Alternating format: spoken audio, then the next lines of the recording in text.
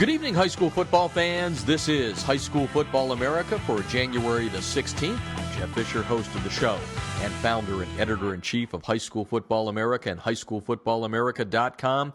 We have no time tonight for the open. We have got an action-packed show. We'll get to the guest in just a second, but we start things off welcoming in our partners. Kellogg's Frosted Flakes bringing you the show tonight. Tony the Tiger reminding you dads out there to share what you love with who you love. Also brought to you tonight by the Debris Inhibitor Razor. Razor spelled R-A-Z-U-R. It's TDIRazor.com. Get a discount on your order by entering the code HSFBARZR1. It's right on our website. It keeps those pesky rubber crumbs, those field turf rubber crumbs, out of your shoes. It also gives you the look of spatting. Lots of great colors, lightweight, durable, and it's American made. Also brought to you tonight by the Maxwell Football Club. Join the fun of America's oldest football club, maxwellfootballclub.org. And we're brought to you tonight by WebLeats, webleats.com, changing the face of sports recruiting. Well, let's get to the guest tonight. What a show.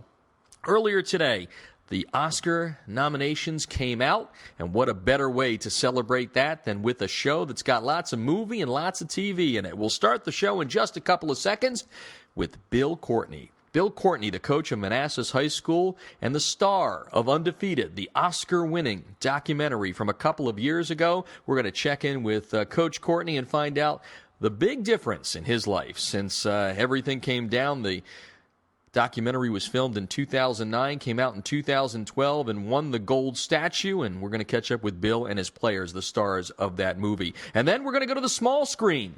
Friday Night Lights, yes, the fictional town of Dillon, Texas. And we're going to be joined by Matt Saracen, a.k.a. Zach Gilford, who's going to talk about what it was like to play QB1 in that great show that everyone loved. And he's also going to talk about his new movie that's coming out tomorrow called Devil's Due. And we'll wrap things up with a good friend of the show who talked to over 200 coaches after winning high school football championships in 2011. His name is Chris Fore. He's been on the show before. He's got a new book out called Building Championship Caliber Football Programs. You'll love the book, and Chris is going to stop by and tell everyone about that. But that's all the time I have time for, because we've got big interviews, and this show will buzz on by. You don't want to miss him. Bill Courtney, he's going around the country speaking to all types of people because of the success of Undefeated and what he did with the Manassas football team.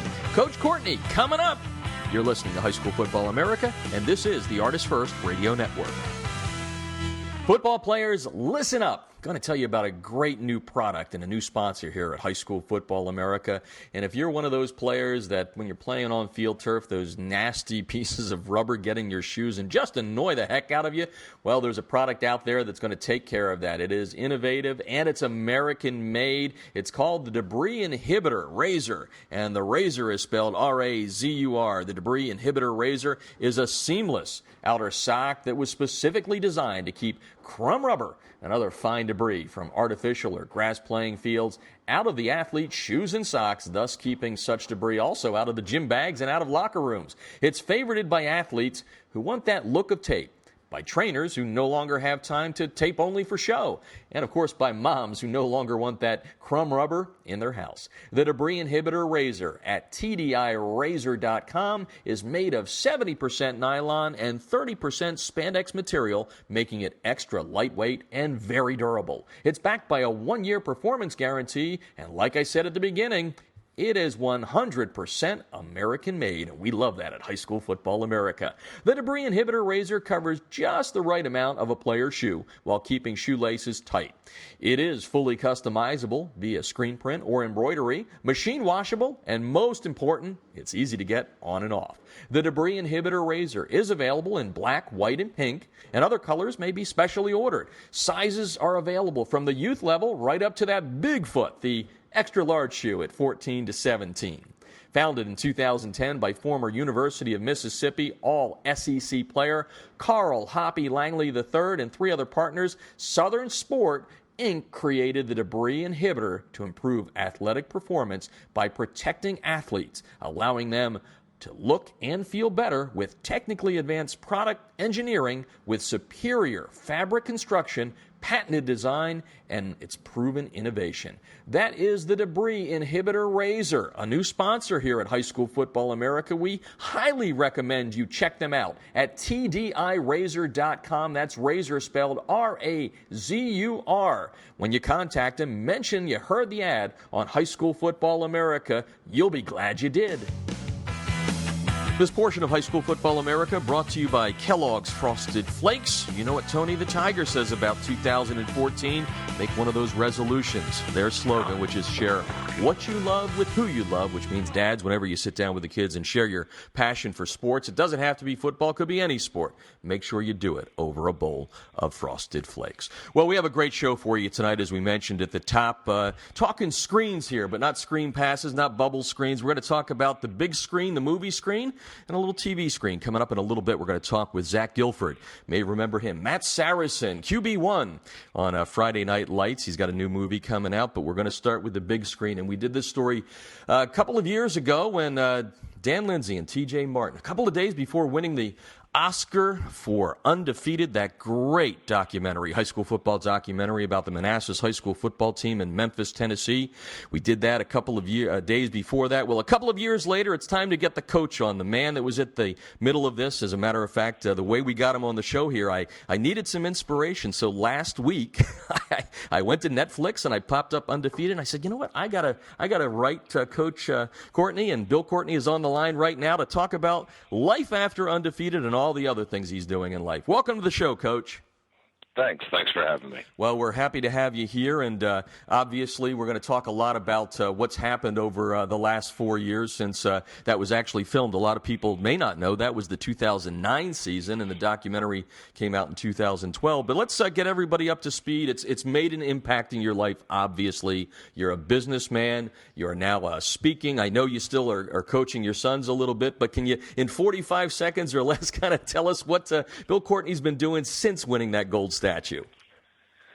Well, I mean, I've got 120 employees and a business to run, so I've continued doing that, which I did the whole time. Of course, we were at Manassas, and after the 2009 season, I coached at my kids' school for 2 years, St. George's in Collierville, Tennessee, and we got a runner-up the first year and a state championship second year. And then the last 2 seasons, I've been coaching my youngest son in 7th and 8th grade. We went 15-1. He plays quarterback. He's done a good job. And I speak all over the country. I just shot a pilot for a TV show, and I'm writing. I just finished a book. Yeah, it's going to come out in the spring. That we'll talk to you again about that. It's called Against the Grain. We're talking with Bill Courtney tonight, the head coach of Manassas High School, back when Undefeated was filmed. And you know, obviously, just hearing your resume of what you're doing and all that, a lot has changed for you. But deep down inside, and I've only talked to you once before rolling tape on this interview here, it seems like you're pretty grounded. That came through in the film. How has it changed you at all? Well, I mean, substantively, it hasn't changed a bit. I mean, I'm a guy who's got a lumber company and 4 children and a wife that outkicked my coverage to land in the first place, so I have to be around the house, take care of that, and then you know, and I coach football. So, you know, a movie and an Academy Award is humbling, and we want to be gracious when folks say nice things about it, and I think it's okay to allow yourself to have fun with it. But at the end of the day, that's not going to be what defines us, and it's just kind of a moment in time. So substantively, it really hadn't changed me that much. Now, functionally, it has, because when you're running a $40 million business and having to figure out how to take time each day to finish a book that took 14 months, and you're flying out back and forth to go speak all over the place, functionally it's changed a lot. You know, I'm busy and I'm tired, but I'm having a blast, and and the whole thing's given me a platform to say some things about society and coaching and business and family that I think really need to be said. And so if the whole blessing of this thing for my life has been to give me a platform to say some things that need to be said, then it has changed my life. Other than that, you know, I still live in Memphis, and I still do what I do.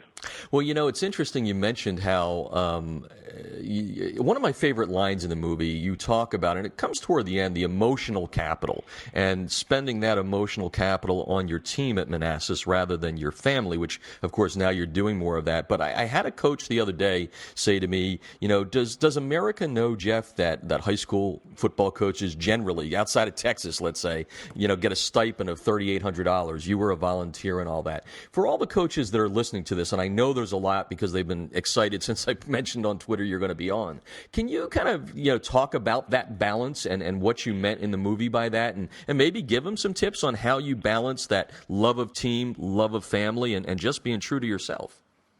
Well, I mean, the first, a lot of coaches will listen to your show, but the non-coaches, they do need to understand, well, $3,800 in Tennessee is a large stipend. I mean, a lot of guys around here get a $1,000 stipend. And so the amount of time and effort and your own money that you spend on coaching football, most guys don't do it for the money. They do it for the love of the game and because they recognize it's a venue unlike any other in which you have a chance to exact some serious measure of change on young men's lives. And that's why most coaches do it. Plus, they still love to compete, and it's a great place to compete both physically and cerebrally. So, I think that's why people do it.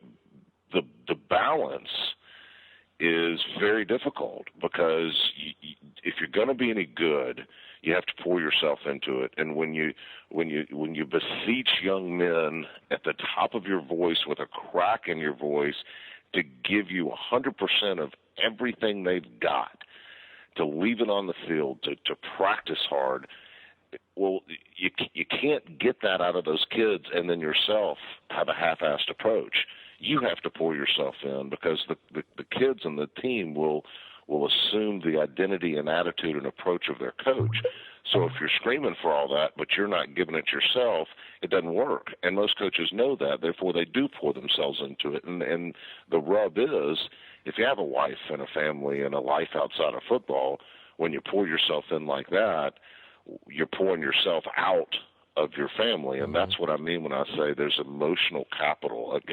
The capital that a business uses to run itself is the foundation, the cash flow, the money, the backbone of your business. And when that capital that you have spiritually and emotionally is being poured into a group of kids, it's a very difficult balance to not pour it out of your family.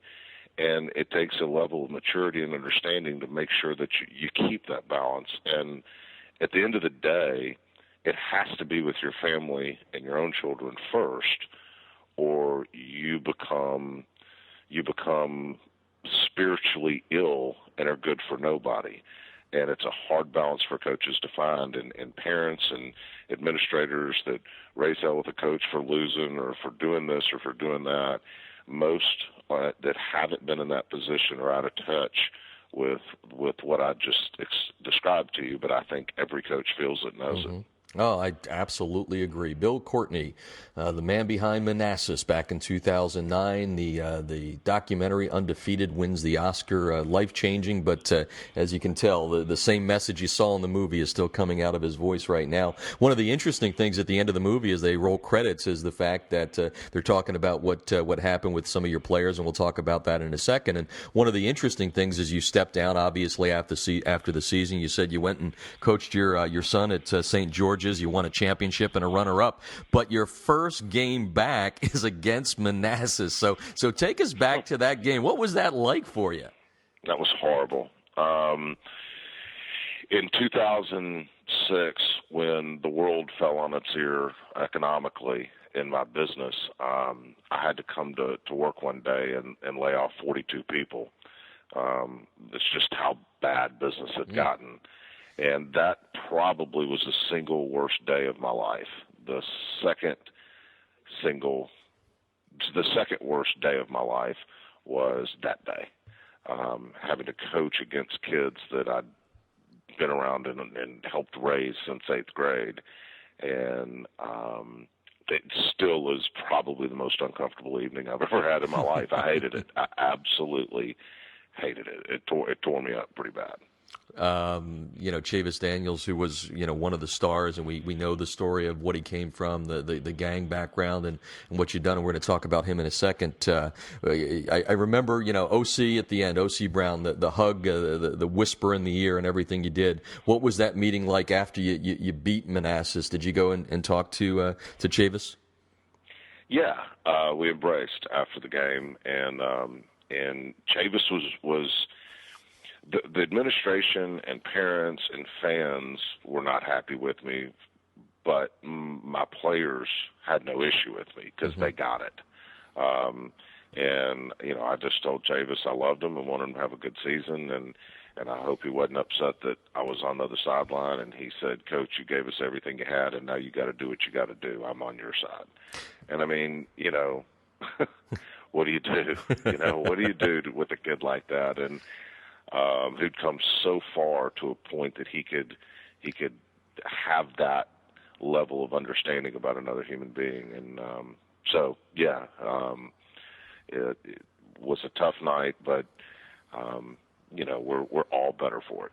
Talking Undefeated, several years after the statue, 4 or 5 years, I'm not sure what the exact math is on that, since the documentary was shot at Manassas High School in Memphis. We're talking to Bill Courtney, the head coach then, and maybe as we go back through the kind of the 3 stars, let's talk about Chavis, because I noticed Fox 13 down there in Memphis did a really nice piece on you and the kids and all that. And I know you still have a relationship with Chavis, and there's a great kind of, not that it's an ending, but from a kid that looked like he was really heading down that wrong path. Tell us a little bit about Chavis's life right now, what he's doing, and how you're still involved with him. Chavis, well, I'm involved. I talk to him, I don't know, once a week, once every 2 weeks. And he is a senior at Lane College in Jackson right now. He may still be a junior. Between his junior and senior at Lane College in Jackson right now, he's got a 2.7, I think, GPA, and on his way to graduate college. So you got a kid who was 15 months in jail as a 15-year-old who is now completely out of state, out of trouble, doing the right thing in college and going to be a college graduate. He's and has had a phenomenal turnaround in terms of just approach and attitude toward life. He's couldn't be more proud of him. Montrell went to Southern Miss for 2 years. In between his sophomore and junior year, transferred back here to Memphis. He has a job in Memphis, is going to school in Memphis, and in that summer that he transferred, he went to North Carolina and studied to be a Young Life, I don't know what you would call it, a Young Life counselor, I guess, and then set up Bible study classes, doing Young Life mentorship inside some inner city schools, which is pretty amazing. And OC is transferred to Austin P up in Clarksville, Tennessee. The coaching staff at Southern Miss changed his sophomore year, and he's in Clarksville. I think he just went back. He's at Clarksville after Christmas break. He's at Clarksville at Austin P and planning on trying to get his degree. So all of them have stayed out of trouble and continue to move in the right direction. And something you need to know, we had 17 seniors on that 2009 team. That you only got to meet 3, and most coaches will tell you this. There's a story under every single helmet. So of that particular class, we're real proud of those 3, but there's 14 others that were part of that class that have really done well as well. I mean, Dante and Dexter are graduating this year. My quarterback on that team, Will Redmond, is starting at corner for Mississippi State. Who was a sophomore that year. My tailback that year, Omar Williams, is the starting tailback at Austin P and was OVC newcomer of the year, I think twice. And then my left tackle, Brandon Hill, will be starting for the Crimson Tide next year at right tackle. I think he'll be starting. He's got a chance to start. He's 6'8", 360 and athletic, so he's got a chance to start. So, I mean, there's numbers of folks on that particular team who have moved on and kept their nose straight and done real well. So very proud of all of them. Well, it's kind of funny. You must be reading my mind. That was going to be my next question. So we'll hop on to the next one. One of our Twitter followers, when I mentioned we were going to talk to you, said ask him the question if looking back now you would have done anything different. And I'm not quite sure if he's referring to X's and O's or just on camera appearance and all that. And maybe we'll start with the question. The guy that we see there comes off, and that's part of what I think people loved, and that's why you get an Oscar for it. But what was it like to be on camera the first time, and would you change anything now that it's X number of years past that? I'll answer the second one first, and then the other one. I would never call pro right dive left.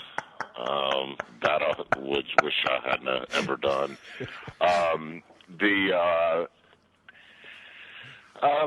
It sounds disingenuous to say that, after a while you don't even know they're there, but unless you've been through it, you can't really understand it. But I'm telling you, after a while you don't even know they're there. I mean, the first couple of weeks, certainly you're aware of cameras and you're aware of people around you. And the kids were. But after a while, because Dan and TJ were so unbelievably consistent, after a couple, 3 weeks, it was odder if they weren't there than if they were. Most people also think, there's this big truck with a satellite and sound and lights, and there wasn't.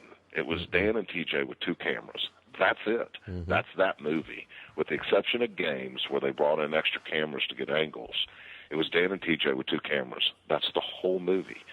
And I was never asked to repeat something. I was never asked, hey, Coach, could you stand over here and do that again? We were never asked to say or do anything. In the truest sense of the word, they simply followed us around for a year and documented what we did and then and the reason it was 2009 and didn't come out till 2012 is it took them 18 months to edit. They left Memphis with 600 hours of film. Mm-hmm. So what was it like? It really wasn't that big a deal because it wasn't that big a distraction. It was 2 small cameras. And that, and then they go and make a movie. Do I wish I'd have done anything different?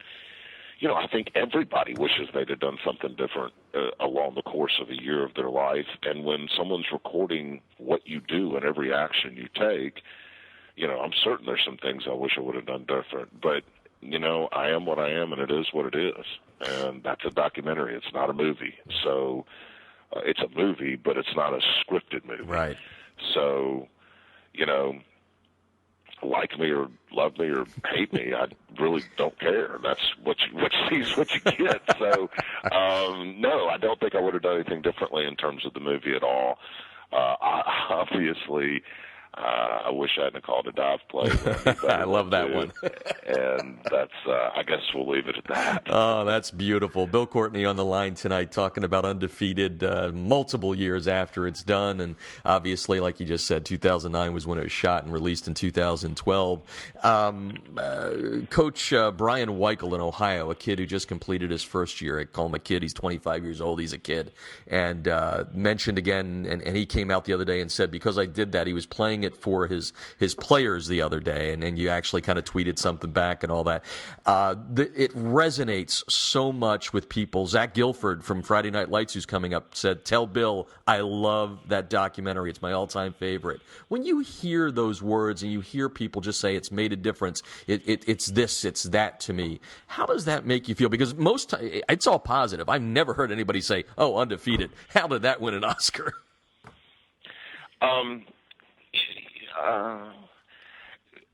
Just imagine if someone stuck a microphone on you and a camera in your grill and followed you around for a year, and then 2 years later everybody comes around and congratulates you for doing what you do every day. It's surreal. I mean, I'm gracious and I'm humbled that so many people are so moved by this film. But I think some of them think I'm being this fake all shucks Southern guy when I say, thanks, but I really didn't do anything. I just ran my lumber company and loved my family and coached football. And the only difference in me and thousands of other guys out there that are doing it is that my story was put on tape. And so while I appreciate it and it's humbling, I don't take any of it really too seriously, frankly. Well, that's what made you the man that came through on the film there, Bill Courtney. We're getting ready to wrap up here on High School Football America, the man behind Manassas and the film, the Oscar-winning film documentary, talking with us tonight, and we appreciate his time. A couple of final questions here for you. Let's start with. Obviously, you're doing a lot. You're speaking. Like you said, you're writing a book that's coming out soon here in the spring. I gotta believe, and I know you're coaching your son. You said that, but I gotta believe there had to be some phone calls that started coming to you after Undefeated came out and the story really became a national treasure, so to speak. How many calls, if any, did you get from every high school to maybe college? I don't know. Maybe the pros called you. Calls you would not believe, to the point that my receptionist threatened to quit. My server shut down twice. The volume was ridiculous, and by the way, remains ridiculous.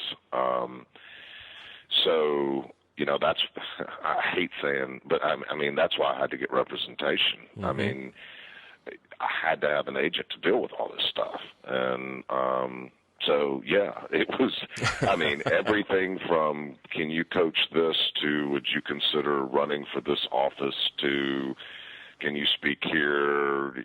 I was offered lots of different book deals. I mean, it's incredible. And really, as it gets, I mean, I was in London a month and a half ago. And I land at Heathrow, I get into the cab, and I pull up in front of the hotel right around Piccadilly Square. I get out of the car, and I don't take two steps before three guys from Sweden stop me on the sidewalk and start going crazy and take pictures. And it's American football, but I'm telling you, in Great Britain, Sweden, they just showed it in Brazil a bunch, and now I'm getting all this. It's insane. It is absolutely insane. And I think that's what's humbling to me is that people that don't really care about or watch a lot of American football are still struck by the story, which at the final analysis, when you talk about Undefeated, it's not a football movie. The backdrop of the movie is football. It's about relationships and a coming-of-age human interest story. And it's not about being undefeated on a football field. It's about being undefeated by your circumstances. And I think that's what resonates with people all over the world. You mentioned after the 2010 game when you were at St. George's and you had to come back, we should mention to the listeners 2010, the first year after you're gone, 4-7, 2011, 12 and 13. Manassas has gone 6-5 each year. They still haven't won that playoff game. Heart and soul of the movement. As recently as this fall, they got beat again in the first playoff game. The school has not won that playoff game. Do you still put your eye over there? Is that still a piece of you where you kind of look over in the box score in the paper or whatever just to see how they made out? Oh, worse than that, the school does sit 3/4 of a mile from my plant, and the way you get to the main road is I pass by their practice field. So I can see them practicing through an empty lot on the way home every single day. Bill Courtney on the line with us tonight. We're going to wrap up with this question. You are a humble man, and like I said, it came through in the film. It's coming through in this interview. So let's have a little fun here right at the end with this last question. You get to come to Hollywood. You're on the red carpet. You're all duded up. We have TJ and Dan all excited that I think you were in Brooks Brothers that night. They dressed those guys. And you're humble. You don't care. But you're now in a room full of the creme de la creme of Hollywood. Who did you meet there that night that just made you go, wow, this is pretty darn cool? It was not just that night. It was the parties leading up to it. In the 3 weeks of the promotion leading up to it, I was on SportsCenter with Bob Lee and did Kimmel and Ellen DeGeneres and Variety and Esquire. And I mean, it's been a bunch of press and all that. And then in the pre and after parties, I honestly, we were surrounded by everybody that you name it, you can imagine. I stepped on George Clooney's foot on the red carpet, which was hilarious. And I turned to say, I'm sorry. And before I could even get I'm sorry out, he goes, oh, my gosh, Coach. And he hugs me. So I thought, okay, well, that's ridiculous. You're going to be shocked, but the person that I enjoyed spending the most time with was Serena Williams. The girl that you see on the court that's aggressive and loud and tough and everything else is the competitive side of the human being that is one of the most gracious, sweet, neat young ladies I've ever been around. And I was able to spend a little time with her, and she was gracious enough to host a private screening of Undefeated for some A-listers in Hollywood, and invited us. And she is just she is a wonderful human being. So of all the people, and Maine's much bigger than that, she's the one I really enjoyed kind of hanging out with. Yeah, that's fun. I love the George Clooney story. I'll tell my girlfriend that story. Trish got to kiss George Clooney during the Ocean's 13 premiere in Chicago. So you guys have something in common. Thank God he didn't. I don't know. She says he's a good kisser. I don't know if you wanted to find that out, but Bill, thank you so much. We've both touched Hollywood royalty. There you go, in different ways, obviously. Yeah, clearly different ways. She kissed him, and I ground his foot into the ground. Yeah. Oh, that's beautiful. Well, Bill, thank you so much for taking the time. We will have you back here in the spring when Against the Grain your book comes out to talk about that. But it's really an honor, and you've made a difference in my life. You picked me up last Monday when I needed a little inspiration. So thank you so much, and best of luck. And we look forward to talking to you in the spring. Thanks so much. Thanks for having me. You're very welcome. Time to take a break. When we come back, we're going to the small screen. Zach Gilford, yes, Matt Saracen from Friday Night Lights. You're listening to High School Football America.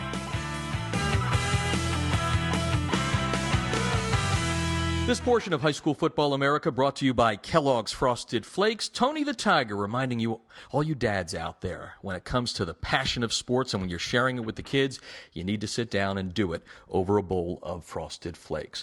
All right, well, we started the show in Memphis, Tennessee, talking about an Oscar-winning documentary, and now we go to the small screen and my all-time favorite television show, and I'm not just saying that because Zach Gilford's going to join us here in a second, but, you know, if Undefeated won an Oscar, I'm just disappointed that Friday Night Lights never won for the series an Emmy. They deserved it, and Zach Gilford's here to talk about his upcoming movie that he's in, Devil's Due, coming out on January the 17th. We're also going to talk about Friday Night Lights, and I'm going to find out how big of a sports fan he is in Chicago, because you can't grow up in the Chicago area without being a fan there. So let's bring Zach in to talk about a whole lot of things. Welcome to the show, Zach.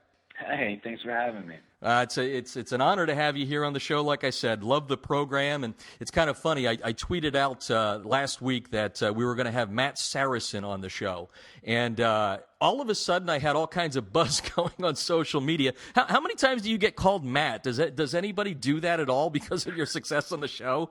Yeah, it happens a lot. I think I get called that more than my actual name. It's funny because whenever anyone actually comes up to me and they say, like, are you Zach Gilford? Or, you know, are you Zach?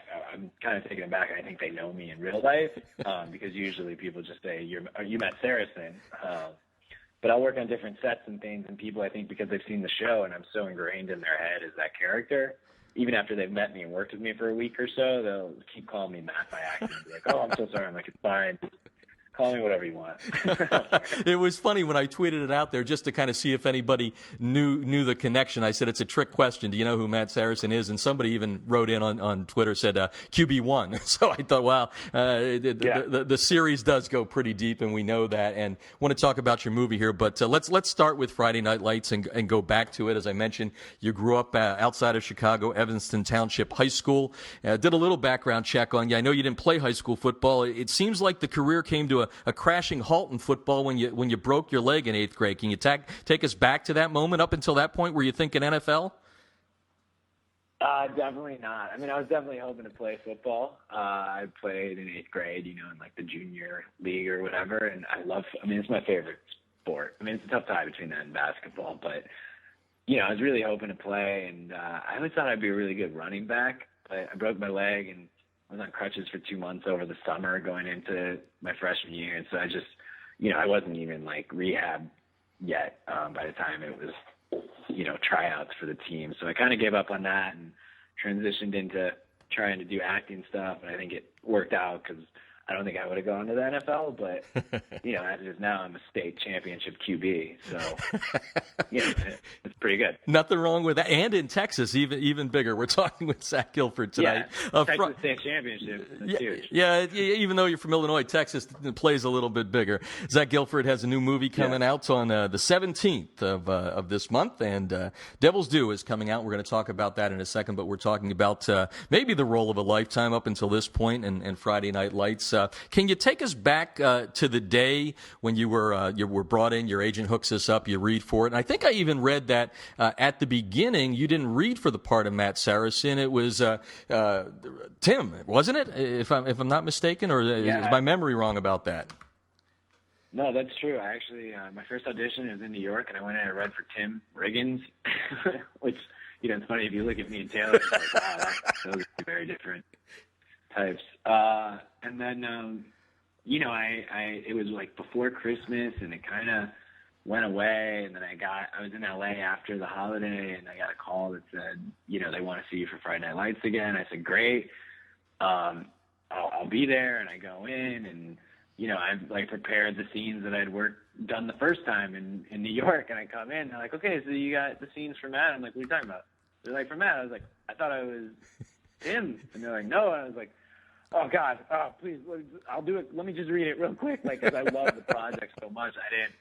I wanted to do well, and I didn't want to like miss my chance. But yeah, I ended up going in like 7 or 8 times, and then, you know, eventually I think they got tired of seeing me, and they just gave me the job.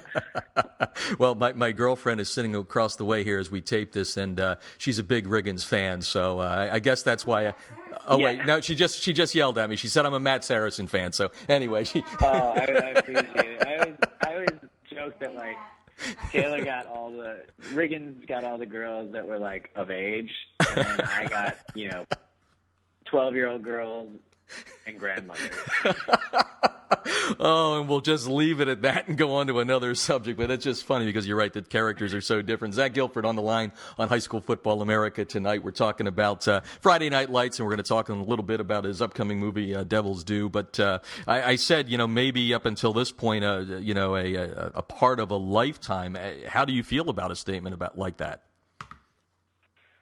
Well, yeah, I mean, it's definitely a hyperbolic statement, but no, it's a great role, and it's so, you know, very few people get the chance to, you know, play any sort of part on TV in a movie that just kind of, you know, that people remember for a long time and talk about for a long time. So it's really special to have gotten to do that, and it's something I'm very proud of, and I know that everyone from the show is proud of the roles they did on it, and the work that they got to do, and the chance to work with each other.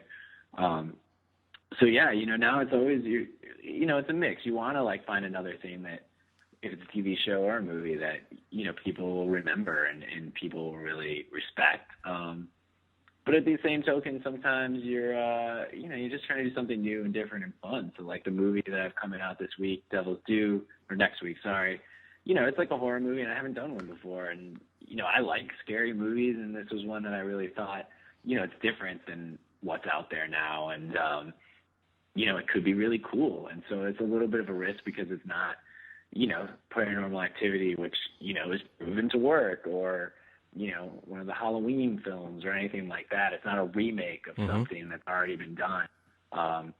So, you know, I was like, this could be really cool and fun, and maybe, you know, it works and people really like it, and that's kind of like the new cool cult horror film for a little while. So, you know, you just kind of make your decisions based on stuff like that.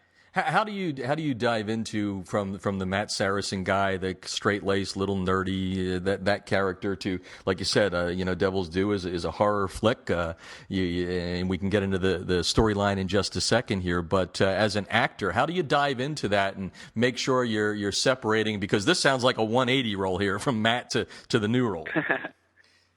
Well, you know, I mean, they're different scripts, you know, so they're just different characters, and you're not.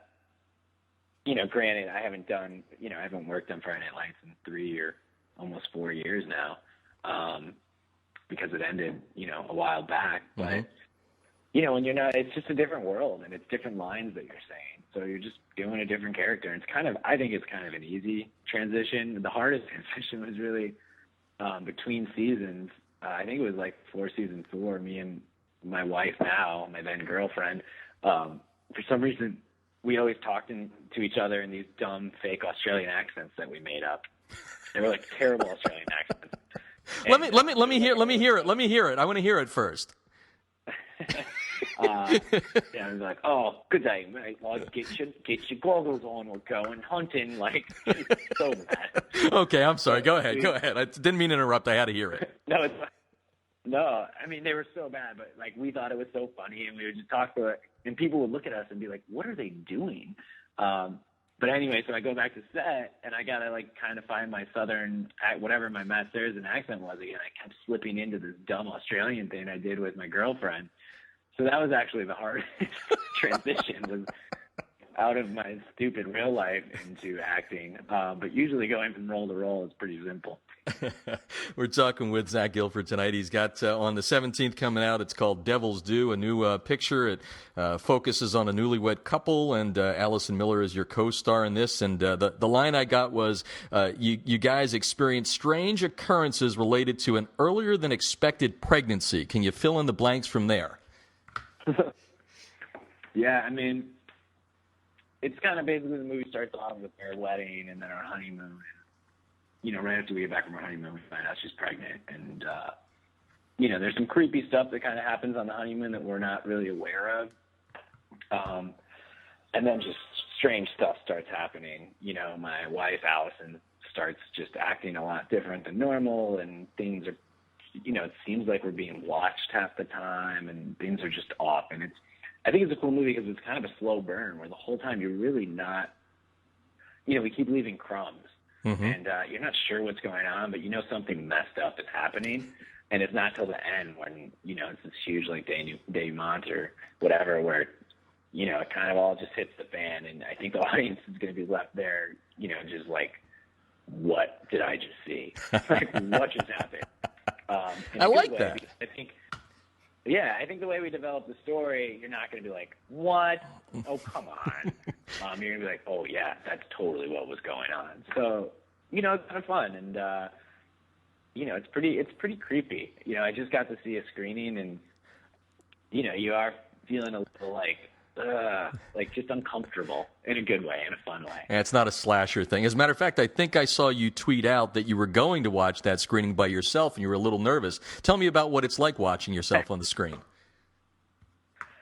I've gotten used. I've kind of gotten used to it to the point where I don't even care. Like, I don't even care to watch, because I was there. I shot it. I know what happens usually. So I haven't even finished Friday Night Lights yet. I haven't. There's a lot of things I've done that I've just never seen. I think I've only seen like 2 movies I've been in. Wow. Like, if there's not a premiere where I have to go, I usually just don't see it, because then it feels very narcissistic to like make an effort to go see yourself. I get it. Yeah. You know what I mean? That makes sense. It makes a lot of sense. Honey, let's sit down and rent my movie. It's like, I did it. Good for me. I don't need to dwell on it. Oh, that's a great attitude. It's refreshing to be exact about it. Zach Gilford on the line, of course. Matt Saracen in Friday Night Lights, new film coming out on the 17th, Devil's Due. Talking about a lot of things here, and to that regard, did I hear you say you haven't watched or you haven't seen at all? You've maybe seen a couple of episodes of Friday Night Lights, or what's the real truth there? I've seen the majority. I really just haven't seen the 5th season, the final season. Oh, okay. And that was because, like, when it was showing on TV, I was working somewhere where I didn't have TV, so I couldn't watch it. Oh, okay. And then when I got back, and I could have gotten the DVDs or gotten on Netflix or whatever, my wife actually has never seen it. She watched like 2 episodes and was like, I can't watch this. And I was like, really? You don't like it? She's like, no, it's great, but it's so good and you're so believable. I feel like a pedophile. Feel like a 16-year-old, and it makes me uncomfortable. So since she doesn't watch it, again, it would mean like I'd have to like find time by myself to watch myself. Yeah, I get it. Like, I can't do it. Oh. And I can't like watch it on my iPad on a plane, because then people will be sitting next to me and they're like, "What are you watching?" "Oh, yourself." Yeah. You'll be in every know, rag out there. Matt Saracen, Zach Gilford. He's just all he does. He's in love with himself. Splashed on the page of everything. His own stuff. Exactly. Oh, it's awesome. I'll wrap it up here with a couple of things. Let's go back to Friday Night Lights and how much live action were you in? Did you have to get used to taking hits? You broke your leg in 8th grade, so you gave up football. You go to Northwestern. How much of the action was real? How many stunt doubles did you have in there? What was that like? We had stunt doubles for everything for several reasons. Well, they were better at football than us. So even if there's a throw, if I can make it 4 out of 10 times, they can make it 9 out of 10 times. And so why waste the time filming me do a big throw if it's not going to work? My throwing motion is fine and everything. So like if it's a shot where, you see me throw it and you don't need to see it land right then in someone's hands, then I would do it all the time. But I think none of us had egos in that way, where it's like, I need to prove I can do it. I need to prove I can do it. Because, it's a big production. There's a lot of people waiting on you, to get this done. And you work long days and crew works so hard. Like, I didn't need to prove to anyone that, like, I could catch a football or throw a football. But on the same token, anything simple, like, all of us, if it was like handing off the ball or like, just something where you're not really doing anything exciting, we all would be like, I'll do it. We weren't like, let Mike double do it. This is boring, because we just wanted to do as much as we could. Neat. That's cool. Talking with Zach Gilford tonight again. Devil's Due coming out on the 17th. Catch the movie with his co-star Allison Miller. Said you grew up in Chicago. From what I've read, you're a pretty darn big sports fan. I know you're a Cubs fan. Chuckle, chuckle, chuckle. No, tell me what the Chicago sports scene did to you growing up. I mean, are you a total Chicago fan? I know you're not a Northwestern fan. You rooted for Michigan, I believe, but tell me a little bit about Chicago. Well, back around. Well, the Northwestern story, I grew up in Evanston, and I was a Northwestern fan, and I rooted for them like hardcore. And then I went to Northwestern, and I met a bunch of the players, and they were kind of jerks. And it wasn't a season where we were doing very well, so they weren't humble. And so I was like, I can't root for you. I'm not going to go to a game and cheer for you when you're just like a jerk. Nice. So I stopped going to games. I think the only game I went to was versus Michigan, and I rooted for Michigan. And it wasn't until like 3 or 4 years ago, it was like kind of once anyone who I had gone to college with no longer played for Northwestern, that I started following and rooting for Northwestern football again, because it was like, well, I don't know them. They can be very nice. I have no idea. I'll root for them again. I love the honesty. I love it. That's great. Well, it was just like, I mean, I told other people this, but, people like Terrell Owens or Allen Iverson who, are very brash and, polarizing personalities, but I feel like they can back it up. I mean, they're the best in the game at their position, in their prime at least. So it's like, well, I guess you can kind of like be as cocky as you want because you're backing it up. But if you're not backing it up, like, you need some humility. So yeah, that was that. But growing up in Chicago, I don't know, like my family, my parents, my dad, he liked sports, but he wasn't a sit down and watch the Bears game every Sunday guy, or like always had the Bulls game on or anything. We had, we shared season tickets to the White Sox with like a few other people, so we would go to a lot of White Sox games. But I don't know, somehow I just clicked in, and like I became like, I mean, at an early age, it was like Sundays I would sit down and watch the Bears, and like, I was always like so bummed if the Bulls game wasn't on WGN, if it was on, like the cable channel, because like we didn't have cable at the time. So, and then, like year after year, you just become a little more and more obsessed with it. And now, my wife had an intervention with me this season. I forget it might have been the New Orleans game. And she was like, a few hours after the game, she was like, Zach, we need to talk. I was like, what's up? She says, we need to figure out a way to fix your mood if the Bears lose, because you're not pleasant to be around, and that's not okay. It was like, they're not going to win every game, and it's not fair to me. I let you like have your whole morning where you watch football, but that can't blow up in my face. I was like, you're right. It's not fair. And so I've been very conscious about being in a much better mood if the Bears can't pull it off. Now, did she do the intervention with an Australian accent? She didn't. We've moved on from that. It got in the way of it. It was inhibiting our acting. We had to give it up. What about memorabilia? Since you're such a big Bears fan, do you collect any of that stuff? Is there anything you own that you're like, oh man, this is my prized possession? No, I don't. You know, as a kid, I had a bunch of autographs and stuff. And then once I went to college, you know, and you're in a little dorm room, so you're not taking it with you, and then you have a small apartment, and then I moved to New York, and then I was moving around so much, I don't really collect things now because they just collect dust. And so I've kind of given that whole memorabilia thing up, and I like to stay in the present and watch the games.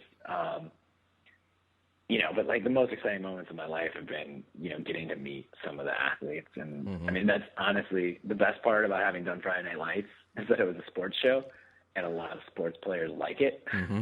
So, you know, I got to throw out the opening pitch of the White Sox game. And this was back when Carlos Quentin was still on the team, and he was, you know, one of his years where he was playing great. And I was out on the field with you know, the publicity guy, and Carlos Quentin walked by and did a double take, dropped his helmet, and hugged me. It was like, no way. He was like, I can't believe you're here. And did he call you Matt or Zach? I can't believe I'm here. Yeah, he totally called me Matt at first. So things like that, you know, it's I've gotten to go back on, you know, in the Bulls locker room a few times. It's just it's so amazing because those are my childhood dreams, are those sort of things. So that's great. It sounds, you know, it's so cool. Yeah, and I've never met a single person who wasn't just so nice and kind and humble, which is made me so happy because I don't know what I would do if I met a Bears player and they were a jerk. It would break my heart. I would shrivel up and die. Well, your MO would be you wouldn't root for the Bears anymore, right? I know.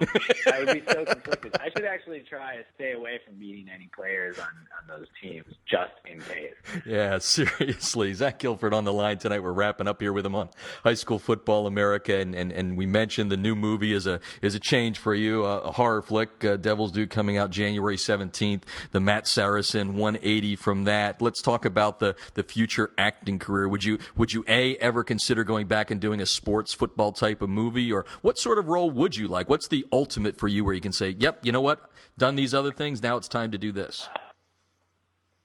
You know, I mean, I'd really do anything that seems like it'd be fun, and at the end of the day, I could be proud of it. You know, I'd love to be – I think the reason why I got into acting in the first place was because I wanted to be an action hero or, do action movies, just because I thought it'd be fun to, jump off moving cars and, you know, jump from the roof of a building to another roof of a building and chase people.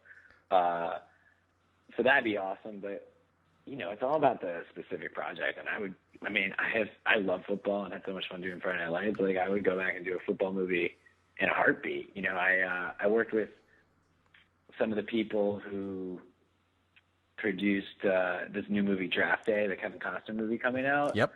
And I was talking, and I've remained friends with them, and I was talking to one of them about it, you know, a year ago, and I was like, oh man, I wish there was a part in there for me, but it's you know, there's just not. I can't play a college kid anymore, and I'm not going to play an NFL player, whatever. But, you know, it's just so fun. You know, I really gravitate towards jobs that I think will be fun. You sound like you're having one heck of a fun career, and that's inspiring to me because I try to follow my passion, and that's why we do so much in high school football. And I appreciate you taking the time to kind of go through the present of your movie, Devil's Due, coming out the 17th, and going back to Friday Night Lights. Really appreciate your time, and we wish you nothing but success and look forward to the movie coming out. Thank you so much. It was great talking with you. All righty, good friend on the line right now to talk about writing a book. And before we started getting the tape going here, I said to Chris Fore, you know what? The fact that you wrote a book is great because you had an idea and you got to it. A lot of people don't ever get to that. They've got the idea, they never get to the finished product, and it is out. It is available. He sent it to me for a Christmas gift. I've had a chance to read it. It's awesome. It's called Building Championship Caliber Football Programs. He talked to 200-plus high school coaches after the 2011 season who won championships, and Chris has put it into a great book that gives you some nuggets if you're a coach. It doesn't matter what level, high school, college, maybe even the pros, right down to the youth league. And Chris is on the line to talk about it right now. Welcome to the show, Coach.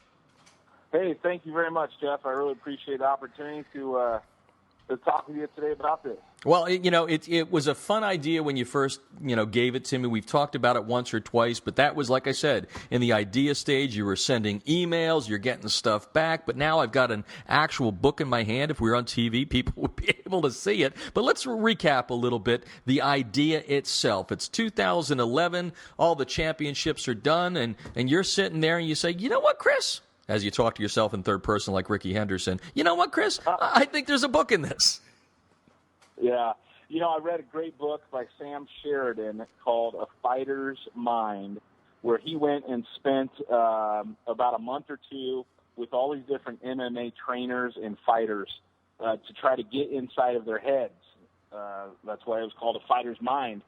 And it was a great look into what made these guys tick, what made them successful.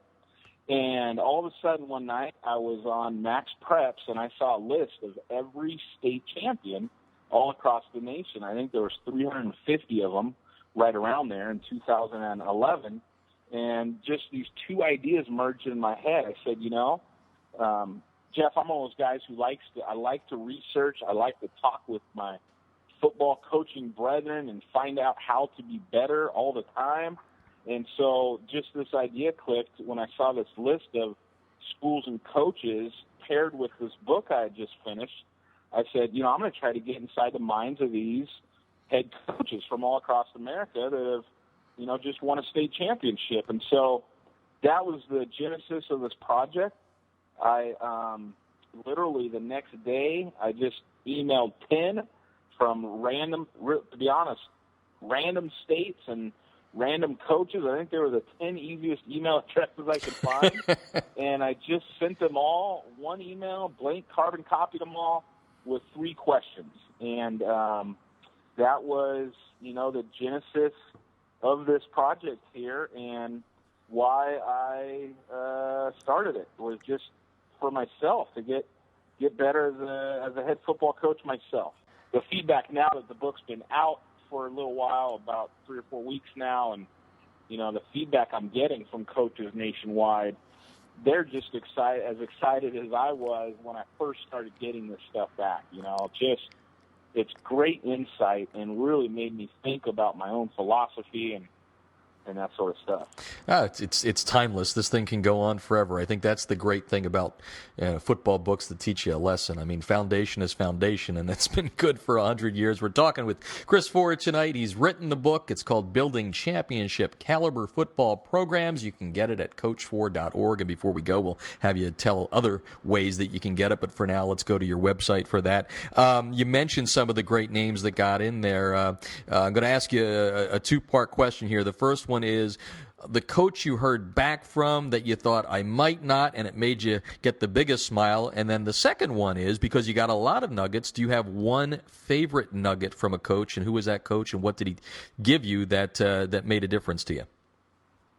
I would say a coach who made the biggest difference in my own way I'm going to attack things and just really made me think very critically about practice is Troy Starr from Helix High School down in San Diego. And so he takes over this high school down in San Diego and wins a state championship right away in his first year back at the high school level. And as we talked about practice, he said that he installed Urban Meyer's, 4 components of his program. And the thing that stuck out the most to me there was about the red zone practice and how Troy would practice maybe 60 to 70% of his practices during the season are offense and defense in the red zone. And, I mean, that's just, when we talk through that, I don't think most coaches really are attentive to, hey, 70% of my snaps in practice will be in the red zone because that's the most important part of the game. Okay, so the one that surprised you, you didn't think you could get, and you got. I'd say maybe Hiawassee, South Lake Carroll, Texas. That's a big, that's been a phenomenal program for a long time. I mean, those guys, I think they finished that year, I don't know, 5 or 6 in the nation. And So I think that's one guy I thought, well, he'll never respond to me, but he did. That is Chris Fore. Go to his website, coachfore.org. That's F-O-R-E for his last name. Again, the name of the book, Building Championship Caliber Football Programs Inside the Minds of All of These Great High School Football Coaches that won championships back in 2011. You can also check them out at 8laces.org. Well, time to wrap this one up very, very quickly. I want to thank all of our guests, all of our partners. For now, this is Jeff Fisher saying good night and good sports from sunny Southern California. You've been listening to High School Football America, and this is the Artist First Radio Network.